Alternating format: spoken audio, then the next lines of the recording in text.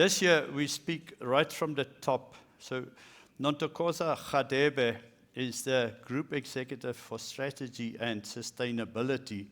Am I even at the right topic? I'm at the right topic at the right time. Where are you? Come on, madam, come on. Everybody tells me she's the big boss, so I'm not scared of big bosses. My power is, I'm in a generator, so I can do what I want to. Thank you for joining us. Thank you. You've got 20 minutes. Don't be a politician. Leave time for the audience to ask questions if you are okay with that. Thank you very much. You're abusing me. I'm going to abuse the audience as well, the platform. Good luck. Can I take this out of your eyes? You're not using this now. You are mic'd up. Oh, yes. Thank you. Okay. And the podium is a bit taller We than I am. discriminate against shorter people, eh? Okay, good afternoon. How are you? I am the new person who's being abused today. My name is Nontokozo Hadebe from Eskom. Our group chief executive was not available today, other commitments, and then I got the privilege to come and address you. And really it is a privilege for Eskom to continue to be part of this platform, because really we are central into the discussions. Also just judging from the discussions from the panel. I do have a clock ticking, so I will just run through the slides as quickly as I can, just focusing on the left-hand side. There were really serious discussions around the role of Eskom in the country. We are well aware, we are critical in that discussions in terms of the realization of the ambitions of the country when it comes to socio-economic objectives. Definitely, we don't want to be a stumbling block, but more an enabler. We know that the country has ambitions of loads and loads of investment to propel the economic growth, and infrastructure like energy, logistics, and so forth are critical to that. And also there's a lot of discussions around sustainability. Yes, 42% of the emissions, carbon emissions, GHG emissions, come from the electricity sector. But notwithstanding the fact that in the global terms, that's 3 to 5% in terms of the emissions that comes from South Africa. But it's still huge when you look at it in the context of the country. So we're well aware of that, and we've crafted our strategy, our pathway, taking that into consideration.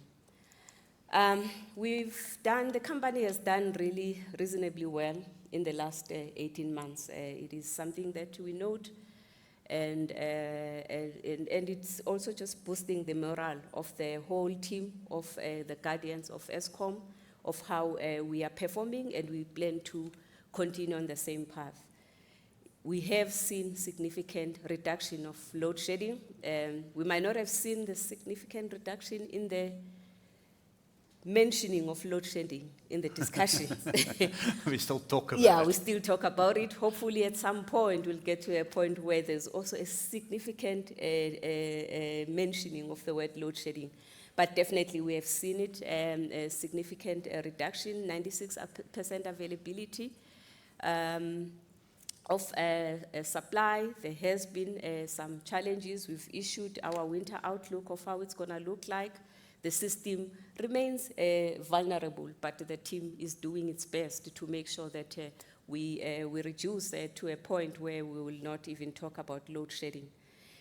We've also seen some good sentiments coming from the rating agencies like S&P, as we have indicated, and definitely the stability at leadership, board, as well as management, but also just boosting some of the governance areas in the company, particularly around fraud and corruption, because we might have had the operational challenges, but at the same time, we also had some of the challenges around fraud and corruption, which we needed to deal with.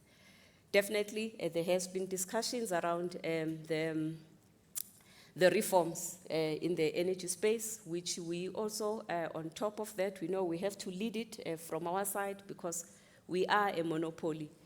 So the reforms we have to lead them. They start with us so that we can open up the market. So there's a work that has been done. NTCSA commencing trading, 1st of July. There is first phase of the reform. There's still more work that still needs to be done in that space, but also the remaining divisions. We have gone out to market as well in terms of showing our, not interest, but just our arm that we also are going to be participating quite big in terms of the renewable energy space. That is the future of Eskom, like any other business in the country in terms of the renewable. So we don't remain coal, but definitely we also play big in the renewable space, but we're gonna talk about that later, as well as leveraging technology in our space. As I indicated, 43% emissions mean that we have to really drive the net zero emissions by 2050 the best we can, but transitioning responsibly. There was also a discussion around the JET strategy of some of the work that we do, but we also know that how we're going to transition is really moving towards the renewables energy in terms of our energy mix, but also still utilizing coal, but focusing more on clean coal technologies as well, so that we can try and reduce the emissions. So our strategy going forward, summarized in this house, still takes the same posture.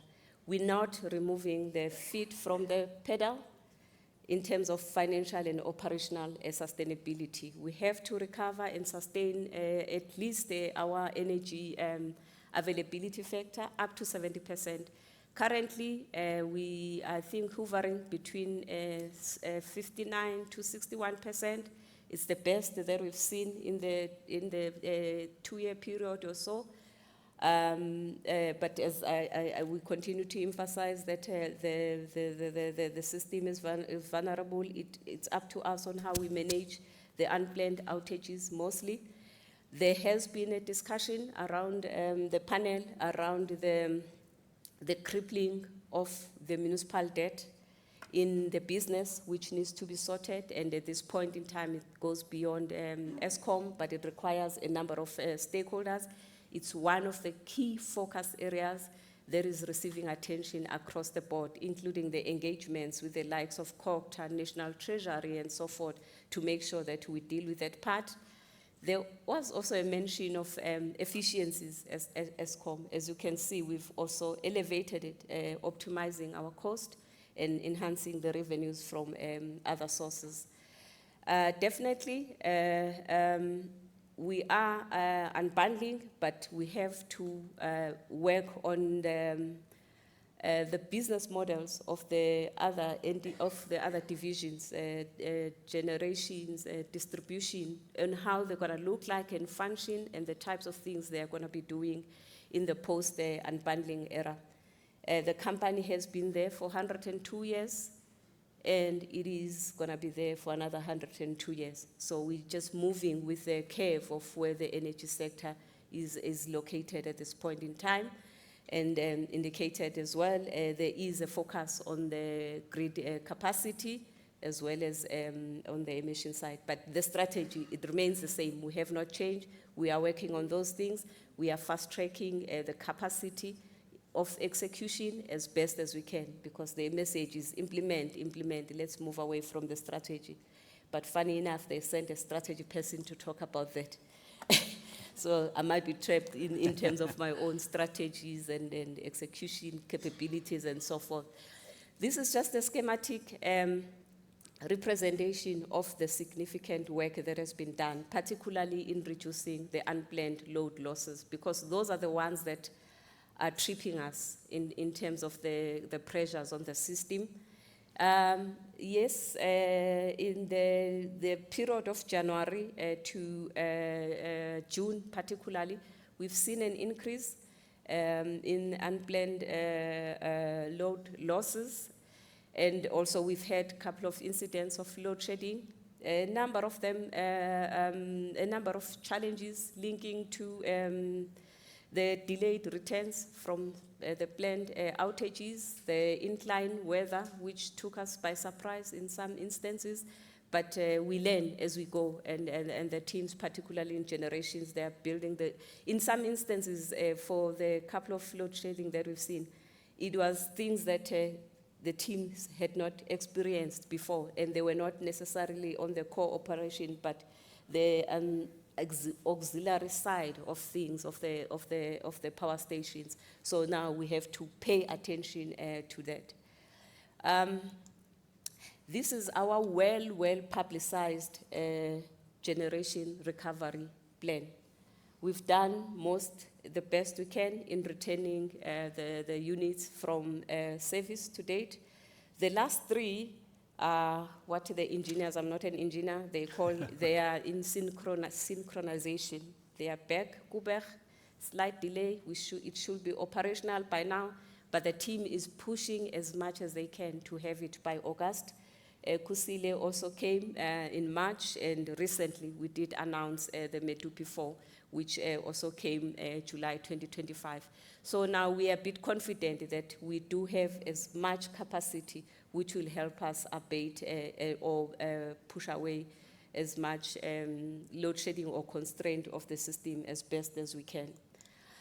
Why I'm focusing on this, because it was one of the questions, it was the first question of what you wanted to hear of the fate of load shedding. The second part is really on the unbundling. As I indicated, NTCSA already operational, that is where we are at today. The focus is on distribution as well as the generation separation.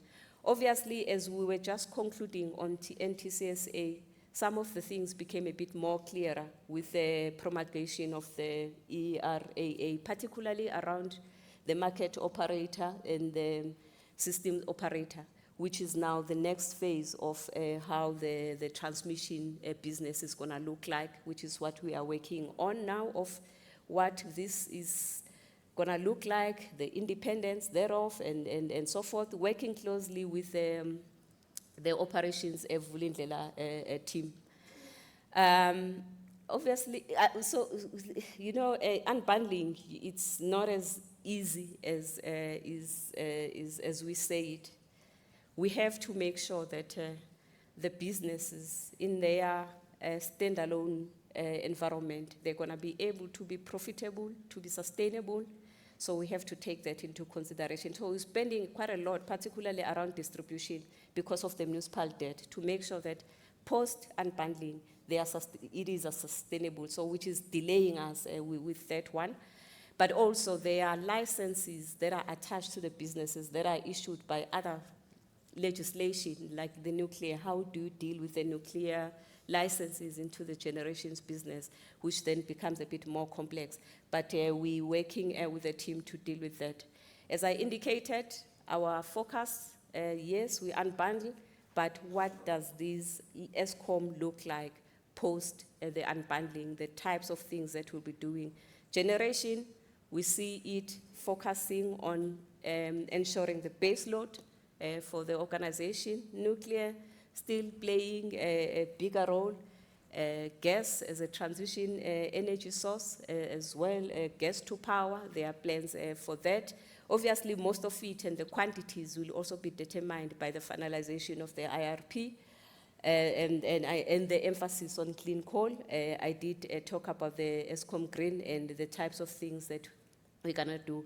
The business that might become a bit more complex and more diverse will be the distribution, because once you unbundle, there are a lot of opportunities to do other things rather than the straight line distribution to our customers. There are also an interface and bi-directional way of how we engage with our customers. The grid capacity is, this is the rollout as planned of the 16,000 kilometers, at least of the line that is required, particularly focusing on the areas that are going to allow for the renewables access to the grid capacity. Even our capital allocation, I don't have the graph per se, but you see in terms of the numbers, but it's NTSA starts spending quite a lot from the 2028, 29, 30. What the team is doing is looking at different ways of how they can accelerate execution, the funding models, but also the execution models of probably the using EPC models, which will allow us to accelerate the implementation. Obviously, we also have to strengthen the distribution line as well. So it's not just the NTCSA slide. I have to emphasize that it is also one of the areas that is receiving much intimate oversight, even from the parliament itself, because we know if we unlock the grid capacity, we're then able to take as much renewables as possible. This is the graph that sort of also the panel discussed quite a lot of how we're gonna look like in terms of our transitioning pathway as Eskom. Indeed, currently 80% of our energy is from coal supply. We do foresee it declining, but still critical in playing the role in the energy mix. It's never gonna be a zero. To a point that if there are opportunities and we're gaining momentum with clean coal, we might even see it a bit higher than we currently see it.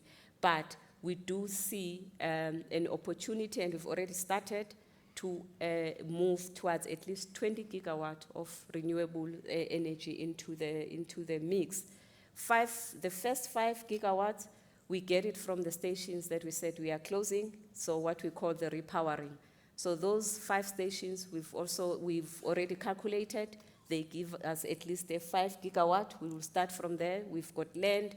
There's access to the grid, and then we build the profile like that. As indicated, gas and nuclear still plays a critical role in this.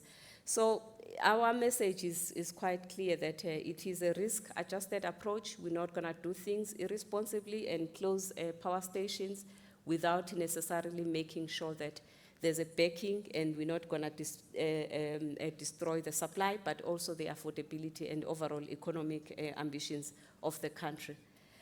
I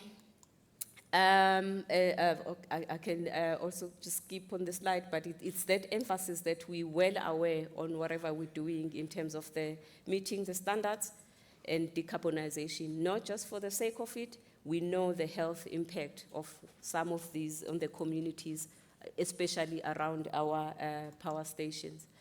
This is just, I think it was spoken a lot.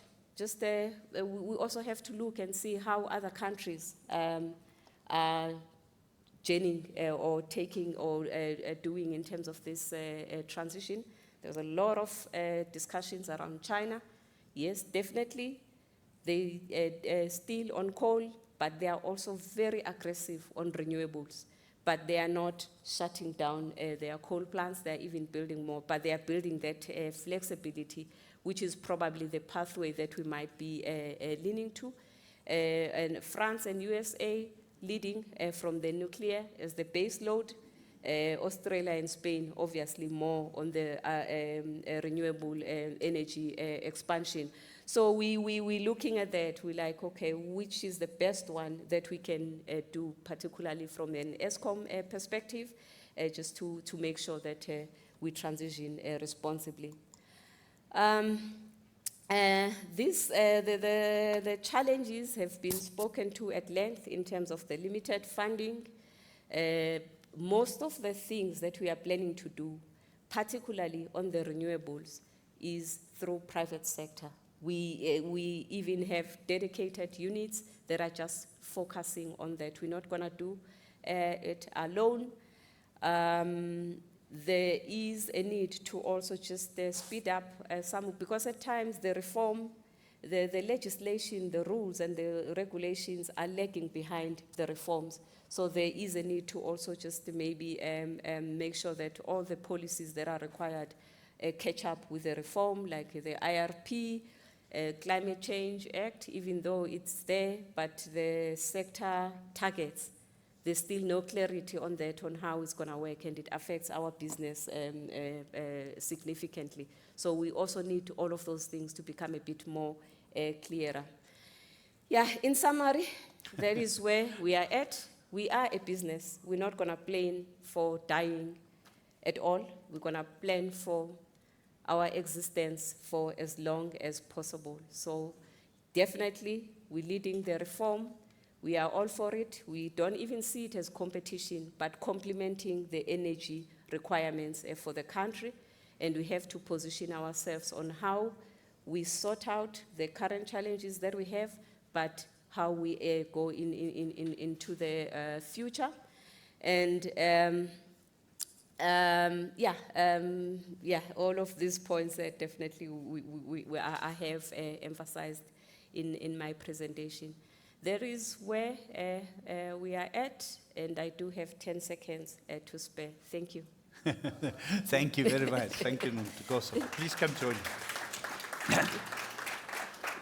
I must say, my personal opinion is perhaps the clearest strategy session I have had the privilege of seeing coming from Eskom. And as you know, we've been bullying Eskom for 10 years.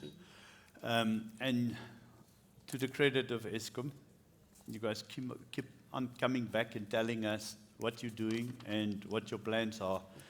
That strategy, that house, it looks like a McKinsey slide, it looks like consultant speak. Perhaps it's Kearney, not McKinsey, I don't know.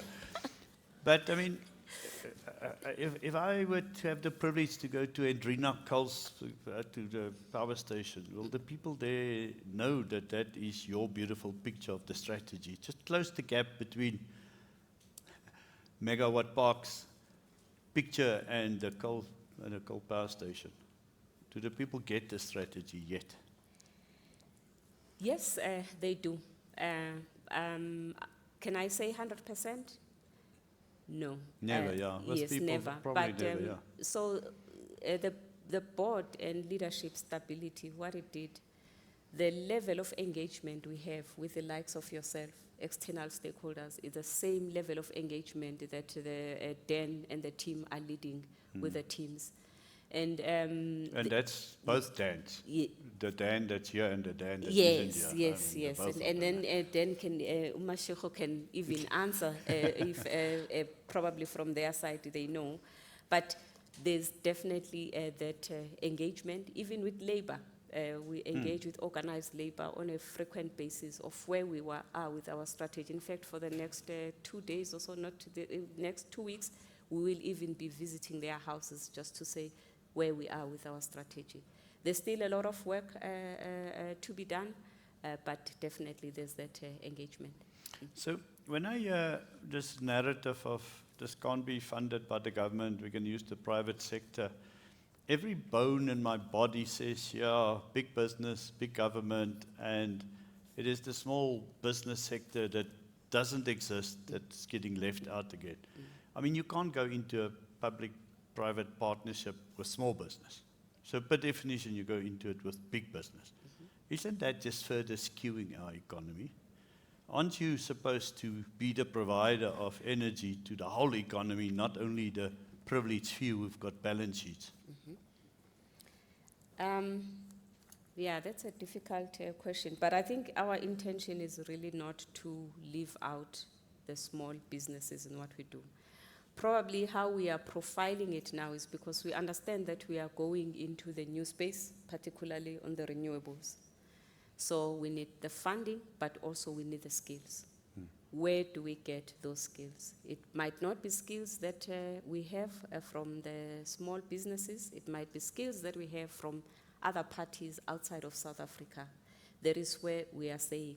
However, with the repurposing and rethinking of how we do this responsibly, we are looking at how we also sort of accelerate the impact or industrialize as part of this. For example, why don't we just do a best manufacturing facility here then Yeah, yeah. it also then brings in all other players, not just the small players. So that is part of our strategy, but perhaps what we are elevating here is people that are helping us build into the new space that we have not played into.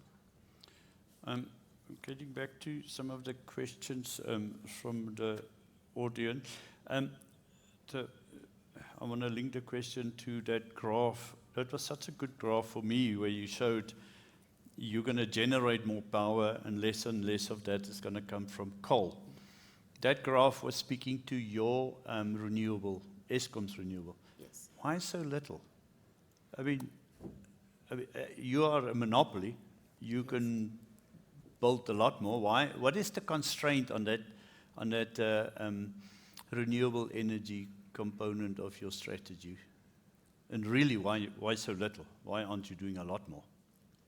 We can do a lot more, but we have to work also within the constraints of the IRP, because it does Is sort that of. where you'll be constrained to only so much? Yes, because it also has to take into consideration all the other players, what the REAP program is bringing in terms of the PPPs that are already signed on, what other private sector players are bringing in, and then what ourselves are also bringing in. So we have to balance that, but we can do more, and we'll definitely do more, because we're also not looking at it from a South African perspective, but even beyond our borders. But for a South African perspective, this is how we are looking at our mix. But we also don't have to generate more electricity than we need, then we have to dump it. So we'll just also have to work with the demand of how the electricity demand looking like. There's very specific questions, and as the head of strategy, you can always say, ask my colleagues. So. Yeah. How will Eskom connect new nuclear by 2033 when no procurement has even started?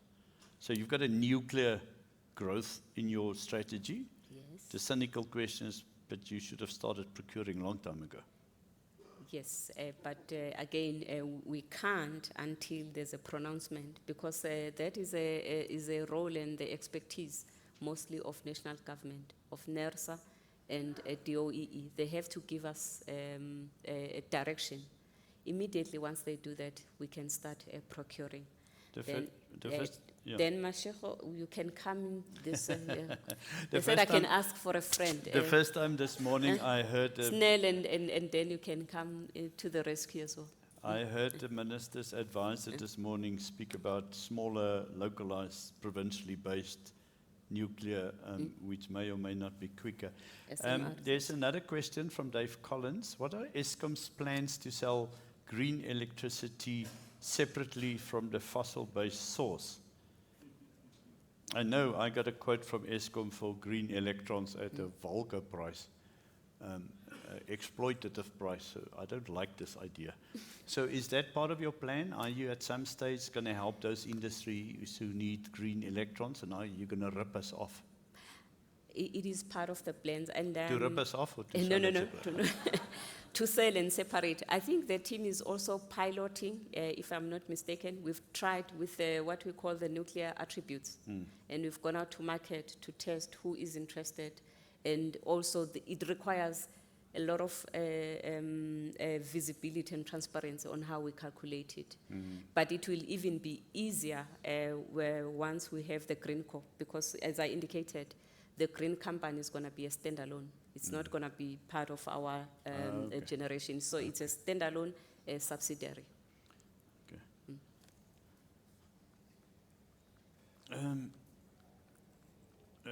There's a question from Slengiwe Matuang. With clean coal technologies, what are the expected shifts in required coal grades and calorific values? I'm also not a coal miner. Are you going to have to buy different coal, or is this going to be clean coal technologies on the carbon capture side? I mean, when you talk clean coal, what is the thinking in Eskom? How are you going to achieve that?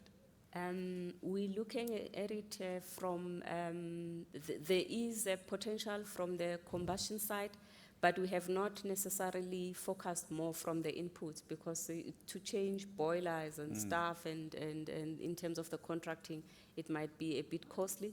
But they are in the value chain in terms of the combustion side, but also the post-utilization, the carbon capture is the one that is something that we are really investing into, not just as Eskom, but also working with CSIR, with geoscience, to see how best we can do. And also it reduces your emissions quite significantly. So unlike me, you're a believer. But you have to be a believer, because I'm you're a a believer. strategy, head of strategy at Eskom. You have I'm to a believer, but we have to test it. And if it No, doesn't no, work, I'm we not move anti on. the testing Yes. and the developing of the Yes, technology, yes. but I am not that convinced yet.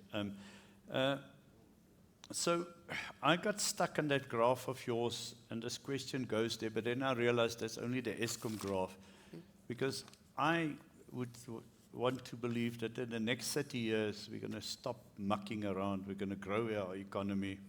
Economic growth requires energy. Your graph didn't look aggressive, but that's only Eskom. Are you factoring in stronger economic growth? Are you capacitating a Eskom for an economy that one day works again? Yes, yes, most definitely. Most definitely, and I think it's a point that we have to take back from this discussion in terms of how aggressive we are. Probably we are underplaying the role that we can do, particularly from the renewables. But definitely we are tracking that.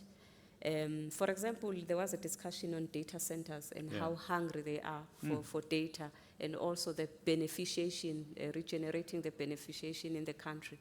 And it's the space that we want to play with. But we take it back. Yeah. We're going to come back with, Yeah. you know. Now, I must say, if I was the CEO of a monopoly, I would grow much more aggressively, but that's just me, eh?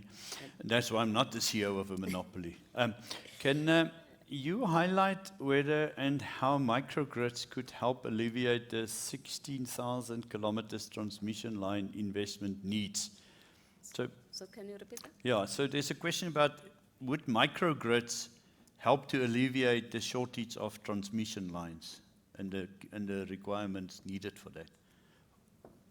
Yes, particularly on isolated areas, but at a large scale, You still need transmission. yeah, you'll definitely still need transmission. And we are doing it in particularly those areas that are quite remote. But at a large scale at this point in time, I don't, where we are in terms of the backlog, I don't think it will help. But definitely it's part of our plans. I think in the next 3 years or so, we should be rolling out at least 300 or 400 microgrids as part of our strategy. If only we had copper miners left in the country, they would have loved the transmission story. But the final question before we all go on lunch is municipal debt threatens sustainability and ultimately results in increases of cost to customers.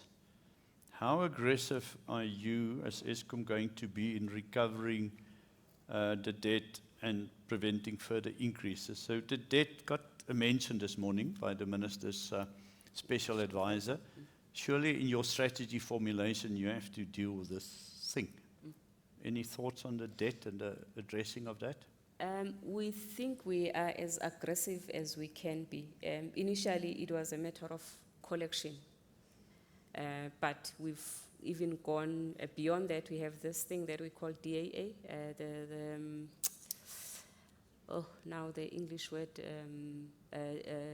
but it's an agreement, it's a partnership agreement that we are going to the municipalities, which will help us, because we understood that in some instances it's not just a matter of collection. Their infrastructure is not up to scratch to even allow them for collection and billing on their side. So we are partnering and signing the DAAs with some of the municipalities. Some have come on board. I think in the slide I did show that there's about 4 or 5 who are already there to say, come in, help us in terms of our infrastructure, in terms of our systems, then it helps us. Going forward, we are not planning for, we might have a challenge in collecting the existing debt, but we're still working on that. But we are not planning for a further deterioration, but rather working on the DAAs with the municipalities to help But as I indicated, we also look, working with COGTA and NT to see what other solutions we can come up with. It is a big problem for us, definitely. Ladies, gentlemen, we've run out of time. We haven't run out of questions, so thank you for that. Perhaps Nontokozo may be around a little bit for lunch. Please join me in thanking her. Thank you very much, Ms. Hadebe. Thank you.